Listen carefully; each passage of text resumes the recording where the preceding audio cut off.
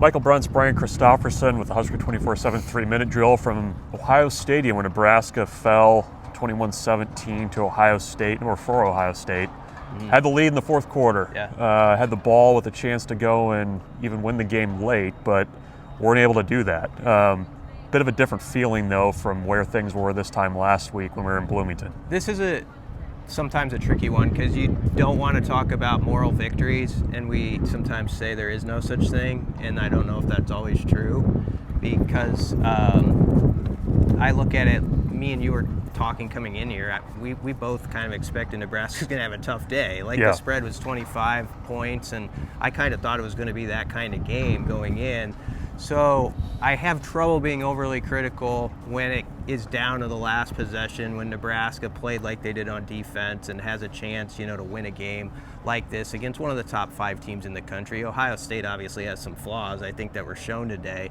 But they're going to rout a lot of teams this year, and Nebraska was game to the fight. So I think that was encouraging, at least after last week in the 56-7 game. You're kind of like, where's this team's head at? Where's this defense at? And it was a nice response in that way, just a really spirited effort that I think Matt Rule said he was really proud of them, just how they fought. Yeah, offensively, Nebraska found a few things in kind of spurts and starts, and got Dylan Raiola running a little bit, doing the crazy legs routine early on. That was kind of a new thing from him. Kind of late, found a little bit of a running game that had kind of eluded Nebraska for the last 3 or 4 weeks, but still a little bit of still a little clunky at times, and wasn't able to kind of move the ball when they needed to, and probably didn't benefit from a few missed calls as well. With the secondary. One other kind of positive, I guess, to take out of this one, John Hull nails 3 field goals, including a 54-yarder right before the half. That had been, missing a lot from what Nebraska had been doing this year, and if they're kind of able to get him somewhat on track, that bodes well for a team that kind of struggles in the red zone and finishing off drives.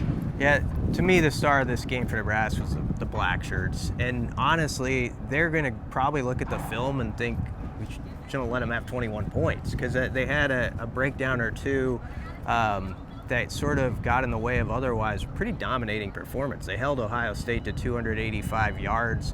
I think they were at like 61 rushing yards or something like that. So the Buckeyes really couldn't get it going on the ground, and all the leaks that were there last week against Indiana, they put a patch on. So that was a real positive performance, and now, Nebraska's got to back this up next week. The black shirts have to back this up. You got to go beat UCLA. You got to get the 6th win and end that conversation where that's off the table, and make what you did today useful going forward and not just another loss.